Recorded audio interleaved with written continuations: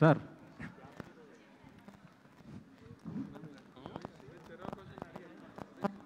Sir Rajesh గారు ఏమండి చెప్పండి. బ్లాక్ బస్టర్ హిట్ కొట్టారు. థ్యాంక్ యూ అండి. మేము మొన్న కూడా చెప్పాము, సినిమా రిలీజ్ అయ్యాక వెంటనే కిరణ్ గారికి ఫోన్ చేసి కూడా చెప్పాను నేను మొన్ననే, సినిమా మంచి హిట్, మంచి బ్లాక్ బస్టర్ కొట్టారనేసి. కానీ కొద్ది లాస్ట్లో ఎమోషనల్ అయ్యారు. అవునండి, ఎమోషనల్ అవడానికి రీజన్ ఉంది. అదే ఇప్పటికీ ఏదో ఫేక్ వాళ్ళని పెట్టారు, అది చేస్తున్నారు, ఇది చేస్తున్నారు, ఆర్టికల్స్ వేస్తున్నారు. అట్లా నన్ను బతకనివరా? ఈ సినిమా హిట్ కాదో జనం చెప్పేశారు. నేను ఎవరిని టార్గెట్ చేయలా, నేను జనాన్ని బతులు ఆడుకున్నాను ఆ సినిమా నచ్చితే చూడమని. వాళ్ళు వేసిన దాకా నేను వెల్కమ్ చేశా. ఇవాళ మంగళవారంకి వచ్చాం. ఏ సినిమాకి షోలు ఎంత ఉన్నాయో నేను లైవ్లో పెడితే నేను చూపిస్తా. దానికి ఫేక్ కలెక్షన్లు వేస్తుంది వాళ్ళు, నేను కాదు. అంటే ఎవరు టార్గెట్ చేశారు సార్ మిమ్మల్ని?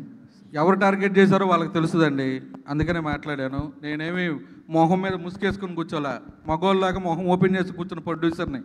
ఎక్కడో అమెరికాలో కూర్చొని ఇక్కడ దొంగరాతలు రాయట్లా. నేను ఎవరికి భయపడను. ఒకటి జరిగినప్పుడు దాన్ని ఒప్పుకోవాలి.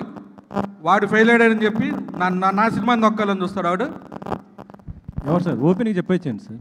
ఏమండి ఎవరు అతను ఏంటి అని కొద్దిగా చెప్పొచ్చు. అది ఎవరో నాకు తెలీదు, నేను అన్నోడికి తెలుస్తుంది, రాసినోడికి తెలుస్తుంది. అది sir Kiran garu. Sir hi sir. Reviews మొన్న కూడా మీరు మాట్లాడడం జరిగింది, కానీ వాటిని మించి మంచిగా ఇప్పుడు సక్సెస్ఫుల్గా దూసుకుపోతుంది. అంటే ఈ రివ్యూస్ అనేది ఎంతవరకు ప్రభావం చూపిస్తుంది అనుకుంటున్నారు సార్ మీరు? అదే సార్ ఇందాక చెప్పినట్టే సార్, కొంచెం ఈక్వల్గా అంటే సినిమా బట్టి ఈ సినిమా ఏ జోనర్ అని ఇచ్చి అందరం కొంచెం పాజిటివ్గా ఉంటే బాగుంటుంది అనే feeling sir. But very happy sir, ఆడియన్స్కి వెళ్ళిన తర్వాత ఇంత మంచి రెస్పాన్స్ ఇచ్చారు, ఇంత పెద్ద హిట్ అని. Thank you sir. Kiran garu. Sir hi sir. Hi sir.